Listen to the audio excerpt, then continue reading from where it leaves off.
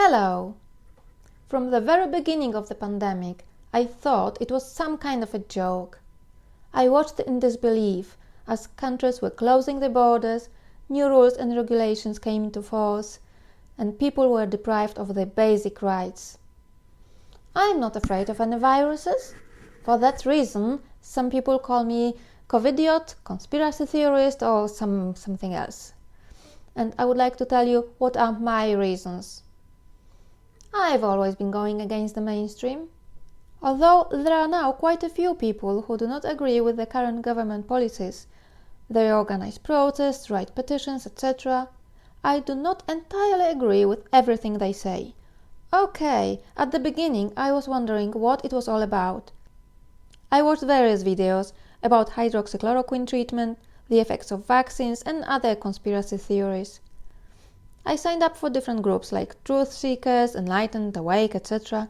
and I noticed that there are people who at the same time claim that the virus doesn't exist, that it was invented in a laboratory to murder people, but it's not more dangerous than the usual flu and it can be cured with hydroxychloroquine. At the same time, Bill Gates is an antichrist who wants depopulation. Besides, the coronavirus pandemic is a cover for a plan to implant trackable microchips to control humanity. So I definitely don't agree with all these theories, but I have other reasons to be against current policies. In general, the message is, you can live as you have lived so far, you do not have to change anything, we will find a medicine and a vaccine for you.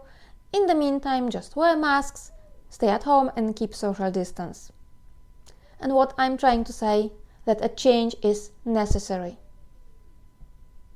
I used to be normal. I even watched TV. I got rid of this habit a long time ago. It was probably one of the first signs that something was wrong with me. I threw my TV out of the window. Okay, not out of the window, but I got rid of it for good. Normal people shook their heads in disbelief. So, what do you do in your spare time? The next strange thing about me was that I stopped eating meat. Now vegetarianism is becoming more and more normal. However, 20 years ago, it was not so popular. People were saying, "You would eat that steak or ham?" No, thank you very much. It's not good for my health. Except from the fact that I was a vegetarian and I didn't watch TV, I was quite normal. Sometimes I had a glass of wine or some beer at a party, or a few beers, and I had a hangover the next day. But that's normal. I like chocolate, I baked cakes. Sometimes I had a stomachache because I ate too much. When my clothes were getting too tight, I went on a diet, lost weight, only to gain weight after some time. I was eating relatively healthy. Sometimes I cooked something, other times I bought some ready-made meals. I was sick from time to time. I usually had some infections during the winter season, but that's normal. However, at some point of my life, I thought it might be worth taking better care of my health. I learned more about a healthy lifestyle, and with horror, I discovered what I would call a failure of a modern medicine. Medicine works only in one way, treatment, but it doesn't tell you at all what to do not to need this treatment. Let me quote here an excerpt from Huxley's book Island, which, by the way, was published in 1962, and nothing has changed since then. So do you think our medicine's pretty primitive? That's the wrong word. It isn't primitive. It's 50% terrific and 50% non-existent. Marvelous antibiotics, but absolutely no methods for increasing resistance, so antibiotics won't be necessary. Fantastic operations? But when it comes to teaching people the way of going through life without having to be chopped up, absolutely nothing. And it's the same all along the line. Alpha plus for patching you up when you've started to fall apart, but delta minus for keeping you healthy. Apart from sewerage systems and synthetic vitamins, you don't seem to do anything at all about prevention. And yet, you've got a proverb, prevention is better than cure. So I decided to take care of my own health. They say sugar is bad for you, so I stopped eating sweets. What's worse, I didn't give sweets to my children. I heard, "Why don't you give your child a lollipop?" Some people looked at me as if I was hurting them. My weirdness went on and on. I found out that white flour has no nutritional value. I switched to grains, brown rice and wholemeal bread. When I refused to eat cake at parties, people looked at me strange and with some resentment. "I've baked a cake myself. Try it." "No, thanks. I don't fancy it. A cake is not good for me." I acquired some strange habits. Instead of crisps, I was munching on lettuce or carrots.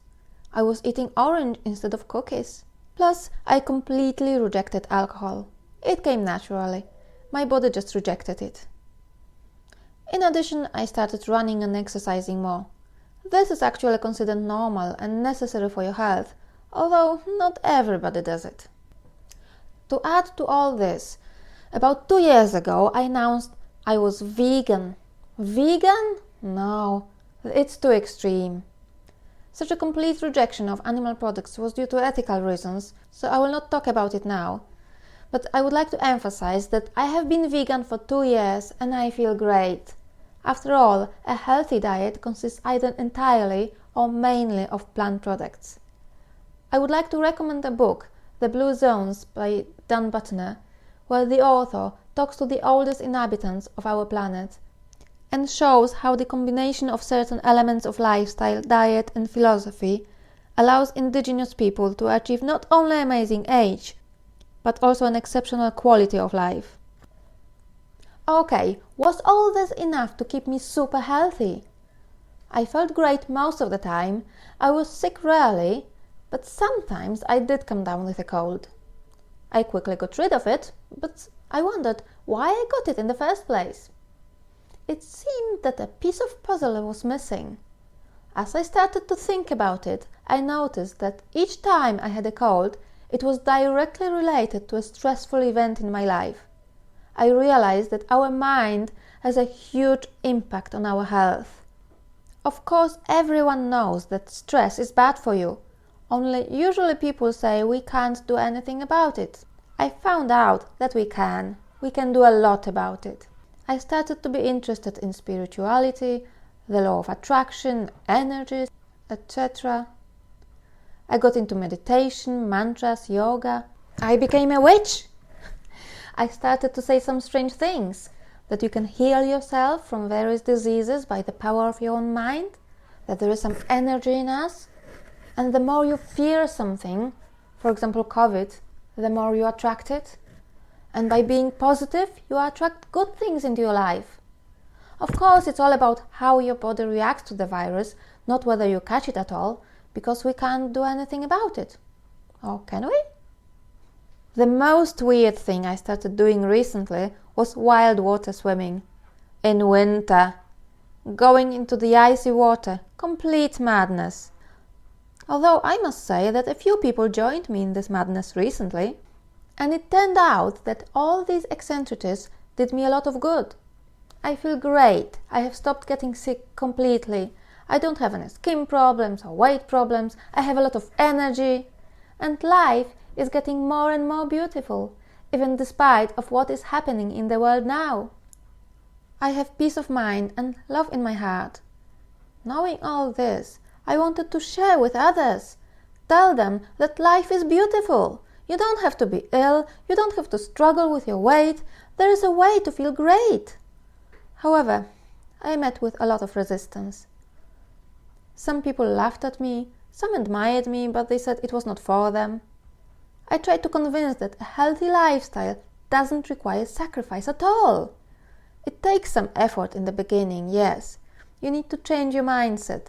But the benefits are enormous and far greater than the price you pay for it. Still, most of the people couldn't imagine life without sweets, alcohol or meat. And when I told them to stop complaining and attract bad energy into their lives, they said, "But how? My life is really terrible. How can I be happy?" I remember I once burst out when my mum had her afternoon coffee with ice cream.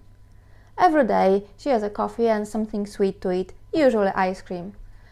I said, "Stop eating that ice cream. I want you to live long and healthy." I argued that sugar is bad for you and you would feel much better without sweets. But then my mom explained me that she doesn't want to deny herself the pleasures of life.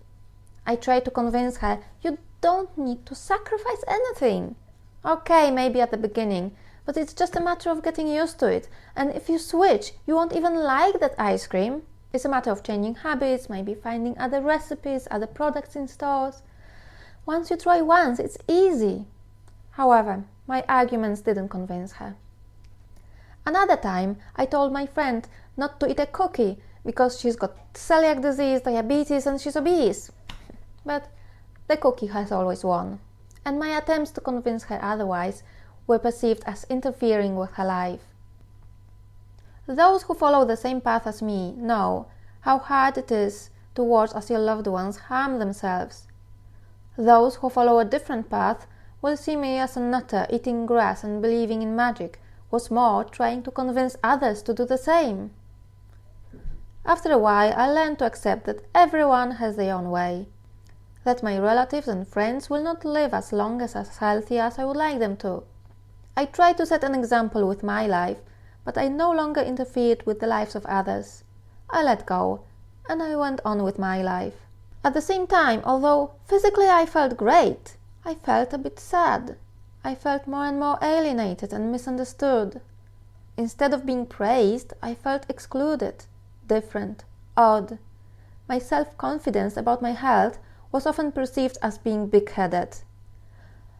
Now I get to know more and more people who think like me, but at the beginning it was difficult, and I had to end some relationships. Everyone has their own mind, so they should decide for themselves. I only told my friend that I will not feel sorry for her if she ends up in hospital. Then came the pandemic, and it changed the perspective. Individual health has become a public matter. An individual was no longer important. What mattered was numbers. How many fell ill, how many died, how many survived. The health of an individual, or rather many individuals, started to have a direct impact on my life. And I repeated the same thing all over again. Healthy eating, sport, and mental hygiene are the basis. You can avoid many diseases and be resistant to viruses. Others argued, but healthy and young people die too. Okay, healthy, but how did these healthy people live until they died? A smoker is considered healthy up to a point. No one is surprised that eventually a smoker has lung problems. All diseases, and certainly the so-called civilization diseases, diabetes, anti-sclerosis, cancer, depend on us, on how we live. Until someone is diagnosed, they are considered healthy. And don't tell me it's a matter of genes. Genes matter a bit, but we can either help ourselves or make things worse. The statistics speak for themselves. More than 90% of those who died from COVID had comorbidities, which can be avoided by living a healthy lifestyle. In 80% of those infected, symptoms are mild or non-existent. So maybe we should think what to do to be in this 80%, because it's not at random that some people have severe symptoms and some don't even notice the virus. In fact, your mindset is the most important thing. The worst thing is to be afraid. It turns out that our mental attitude and relationships with others can even compensate for unhealthy lifestyle. We can see that looking at a phenomenon of Rosetto effect. Rosetto is a town in Pennsylvania which was inhabited mainly by Italian immigrants. Scientists were baffled by the Rosettans' near immunity to heart disease. It was practically impossible to find a person under the age of 55 who had any heart problems. However, their diet or lifestyle was similar to that of the rest of the US, or even worse. You can read more about it in the link below. Anyway, the scientists discovered that it was their relationship with others that contributed to their mental and physical health. They were constantly visiting each other, stopping to talk to each other, or cooking together in the yard. They just spent a lot of time with each other, and this ensured healthy and long life for them. This phenomenon in sociology is called the Rosetto effect. An interesting thing is that although the research was conducted a long time ago and it is scientifically proven, Absolutely nothing is being done to promote this kind of lifestyle. On the contrary, I can personally see how my mindset influences my health. When the last lockdown was announced, I was so annoyed. I was down and I couldn't sleep. And straight away I felt worse physically. I quickly pulled myself together and got used to the new situation, remembering that there are still many things that I am grateful for in my life. And I actually like spending time with my children. Perhaps my mom is right eating ice cream if she feels good with that. The main thing is not to get depressed and frightened. Although I highly recommend taking care of all aspects in your life, healthy diet, exercise, and an appropriate mental attitude. However, not everyone is able to find brighter sides of life when they lose their job, their business fails, and they are surrounded by horrible news. I know it's impossible to combine work with childcare while maintaining mental health. Being a teacher is a stressful job. Some people agreed to do it out of passion or for other reasons. And now all parents are required to be teachers for free. No wonder they go crazy. And it creates a vicious circle. Restrictions lead to greater stress, which lowers immunity, which in turn results in greater mortality and even greater restrictions. And please, don't force me to vaccinate. I don't need vaccinations. Why should I get vaccinated? For the good of others? The others that laughed at me that I was eating grass? The vaccine is a great thing. There are people who need it. However, I would like everyone to decide for themselves.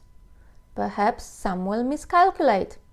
I personally know people who are anti-vaccine, anti-COVID or whatever anti, and at the same time they go to the doctor all the time.